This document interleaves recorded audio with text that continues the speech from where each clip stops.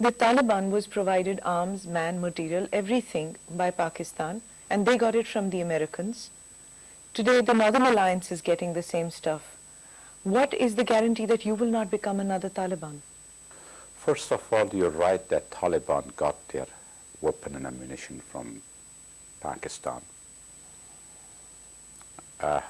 We talked to Americans. Americans talked to us. We all decided that for the benefit of Afghanistan and the region, let us all fight, not to help me to be in the power, but to help to fight against terrorism. This is an international cause, madam, like a disease that you're fighting against. And other countries joined. India supported that. Arab countries supported that. That's not that we have just called America to push Taliban and take power for us. No, that was a big cause of terrorism to fight against. Your country has been committed to fight against terrorism with a different shape, which is called cross-border terrorism. There are terrorist training camps in Afghanistan, probably dismantled by now or bombed out by now. But those terrorists, the foreign mercenaries who were being trained by Taliban to be sent to Kashmir, and these were supported by Pakistan, they probably are still in Afghanistan. Those camps probably still exist in Afghanistan. Will it be the priority or one of the priorities of the new government that comes to in Afghanistan to get rid of these camps? That is the goal of us as well as of our friends in the world. We have committed ourselves to world community that we all together will destroy these terrorist camps made by these terrorists. We will not stop now. We will go on to the last person of these communists or to the last camp to be destroyed in Afghanistan. If they are not destroyed, if they are not annihilated, if they are not wiped out, stability doesn't come into Afghanistan. The new government cannot function in Afghanistan. Reconstruction cannot start in Afghanistan. And the war in the region will not stop. So our goal is to fight against terrorism, and the world goal with us is to fight against terrorism in Afghanistan and pursue them in other countries. In the madrasas in the regions held by you, is there no indoctrination of the similar kind? No, we had madrasas in Afghanistan for a very long time. Now we have got religious schools in the north of Afghanistan, run by very traditional, good and Muslims who teach religion, who teach Quran, and who teach Quran as an instrument of peace in Afghanistan and in the world. We have taken a very good lesson from these madrasas of Pakistan, that if you teach religion wrongly, it will become satanic. If you teach religion rightly, it will become divine. When you were in college in Afghanistan or your children were in school, there were girls studying in the schools. There were women at workplace. Very few wore a burqa. If they did, it was out of choice. Will that kind of Afghanistan return? We believe that, still we believe, that women are a part of our society. We cannot reject their rights in society. And we just not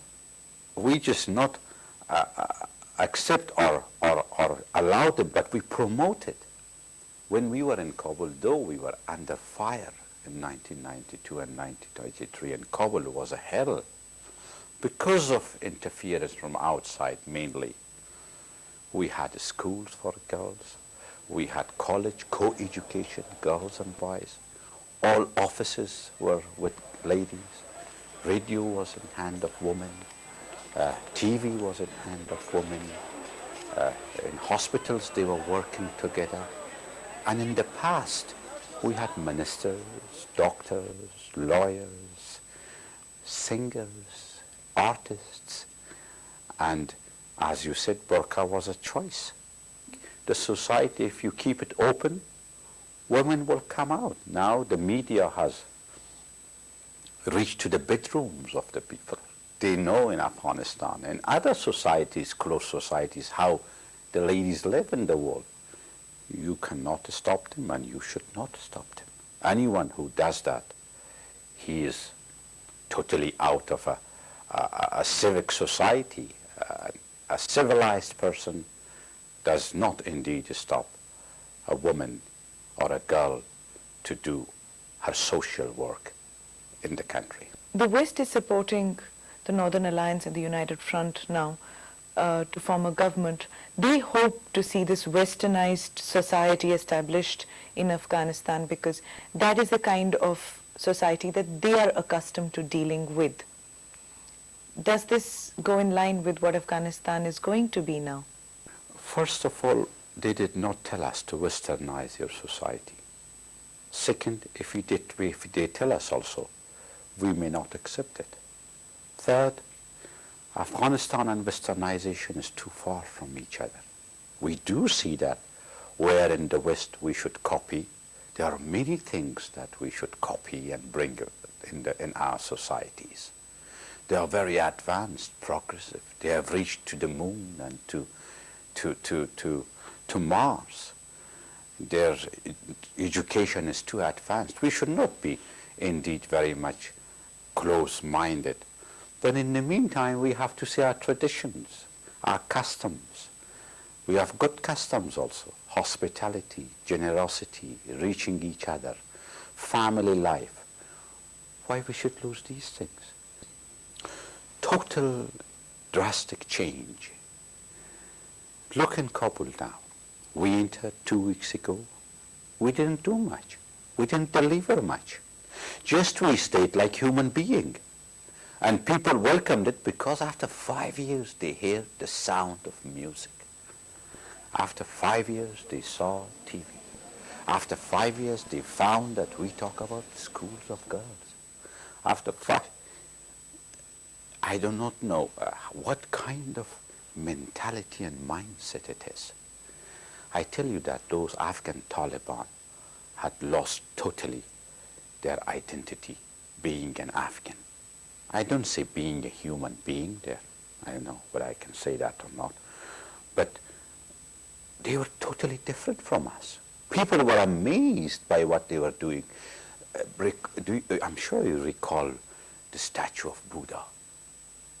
He was standing tall, always in the central part of Afghanistan, watching Afghans, not worshipping Buddha in the last 1400 years, but respecting. Hundreds of tourists were going, people of Kabul were going to central Afghanistan to see. It was a Buddha of Afghanistan. It was a Buddha, the source of respect of everyone, a pride of Afghanistan. They came and destroyed it. I could not believe when they bombed that very lovely Buddha that we have.